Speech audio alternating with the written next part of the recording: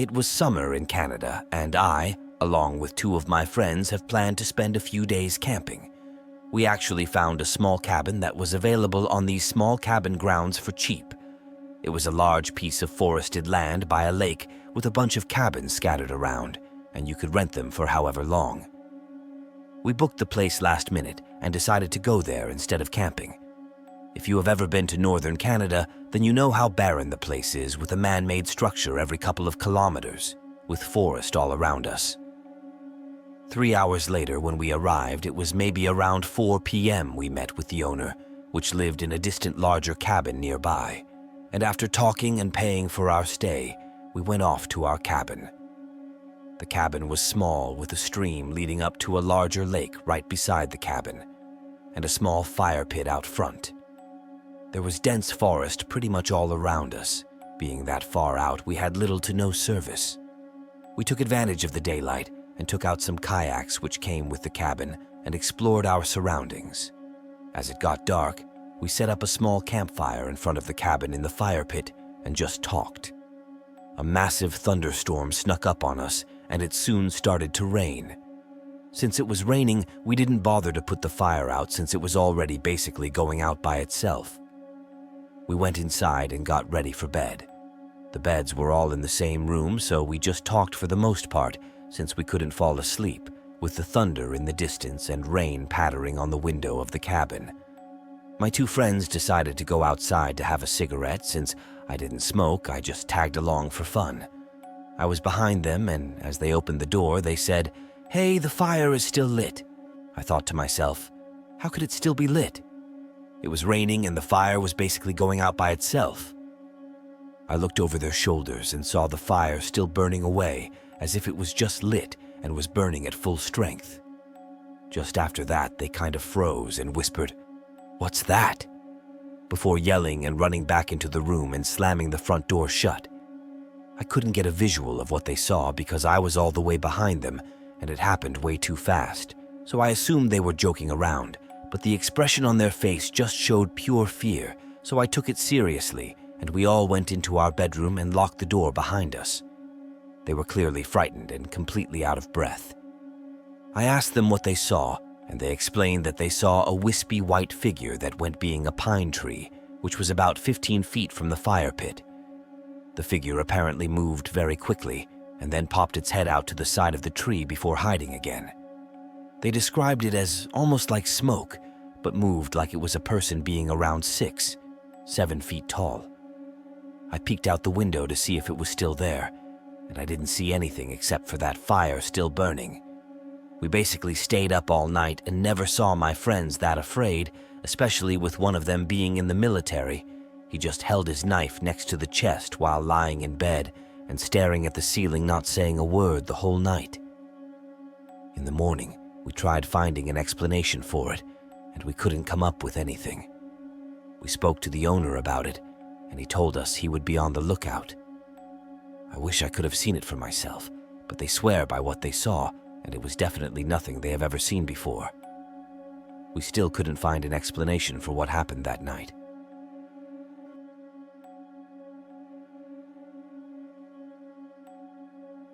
The trees cast dark shadows across the paved road, riddled with potholes. This street was supposed to lead to a quaint cabin I would be staying at for a few weeks, but it seemed as if it was too unkempt for a getaway location. Wind twisted and turned and blew against the car so intensely that it felt like it would topple off the road. I drummed my hands against the steering wheel to the beat of the song on the radio, nodding my head back and forth to the rhythm and mindlessly humming along.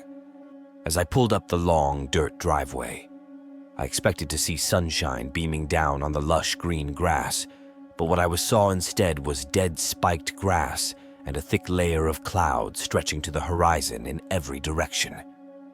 The paint on the outside of the cabin was chipped and peeling, and there were thick vines growing up the exterior. I unpacked the car and went to go unlock the door, only to discover the door had no lock. I felt a sense of relief knowing that we were away from all civilization, and unlike the city, I wouldn't need to lock the door. The cabin was 2 stories tall with dark rooms and creaky wood stairs. The flat surfaces throughout the house had a thick layer of dust, and half the light switches were non-functional. I began to realize very quickly that this wasn't anything like the advertisement stated online. The one house rule that was posted in the ad was that no one was to go into the attic for any reason whatsoever. I found myself looking for a way to get into the attic, but I couldn't seem to find one anywhere. Upon further inspection, I found a small door in the wall which had plastic on both sides like curtains when opened. That image gave me the creeps, and I quickly closed the door. The washroom looked like it hadn't been cleaned in decades, and the smell of mildew was thick and pungent. With each step down the staircase, a loud creak followed. I made my way to the kitchen. It was a small space with all the necessities. There was a glass door leading into the backyard, which was filled with tall grass that waved in the wind like the stirring of the ocean. The yard had a trail which twisted and turned through the grass, leading into the thick forest not far from the property. I walked along the path to the woods to check it out when I smelled an ocean breeze. I figured there must be a beach on the other side of the woods, and as I approached the trees, there was a wood sign nailed to one. Do not under any circumstances enter the woods past dusk. It is safer in the home. Sure, that seemed a little ominous, but maybe there were bears or cougars that roamed at night. I suppose it's always better to take extra precautions to be safe. I noticed that the sun was beginning to set, so I made my way back to the safety of the cabin. Upstairs, the small door was slightly agape, although I thought nothing of it and closed it back up again. I pushed the small table beside the bed in front of it to make sure it stayed closed. Getting ready for bed was a bit of a hassle for the first night because I hadn't fully unpacked all of my belongings, but I managed to find my toothbrush and face wash at least. I made my way to the washroom and got ready, changing into my pajamas as well. As I walked back to my room again, I noticed the small door was open once again, and the bedside table was pushed forward close to the center of the room. I pushed the table back up against the door and walked back over to the bed, pulling back the covers and curled up under them. The air in the cabin was frosty, and once it got later in the night, I swear I could see my breath cloud up with every exhale. At 3 a.m., I heard footsteps coming from the little door.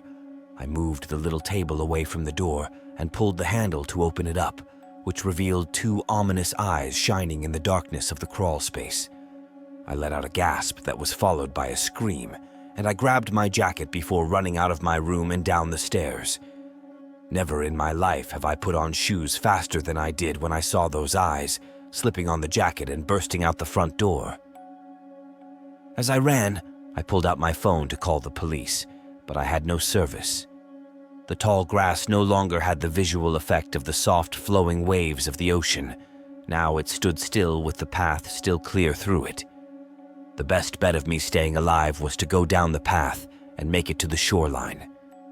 As I ran down the path, the familiar smell of the ocean became more prominent. I ran into the forest, which was thick and foggy. Something was following closely behind me, and upon turning my head, I saw something hot on my trail, limbs twisted and distorted.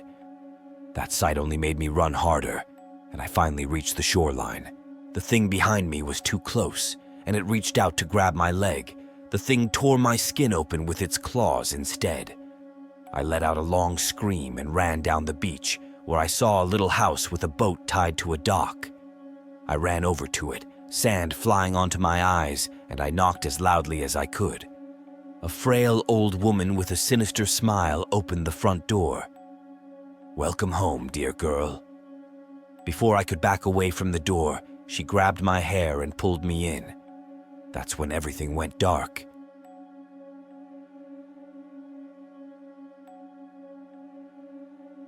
I woke up on Saturday afternoon after working the night shift the previous night with the worst headache I've ever had.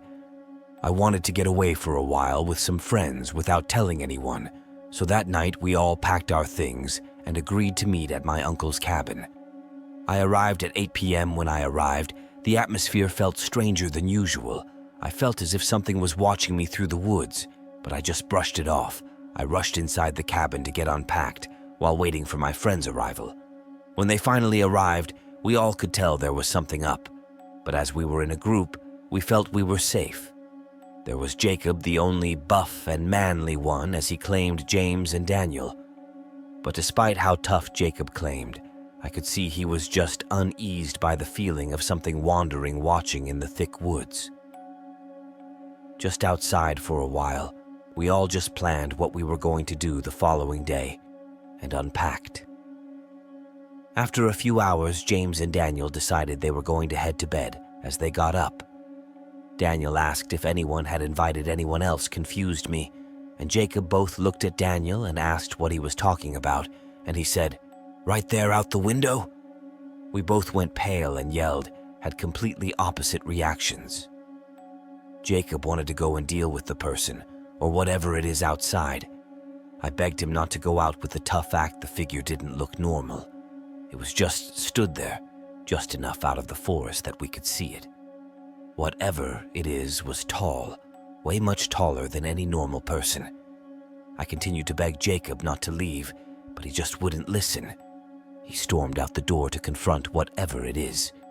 We could hear him go from aggressive to downright horrified and screaming bloody murder for us to help. Then silence as I looked out the window. I just briefly saw Jacob's body be dragged into the woods. However, Daniel thought me and Jacob were just joking around with him and didn't believe me. I begged and pleaded with him not to leave the cabin and to get James, but he didn't listen and left.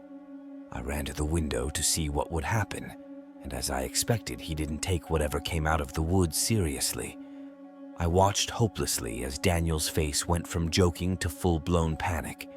Just as before he was gone, I ran into where James was sleeping and screamed at him to get up, but he claimed he doesn't know a Jacob or a Daniel.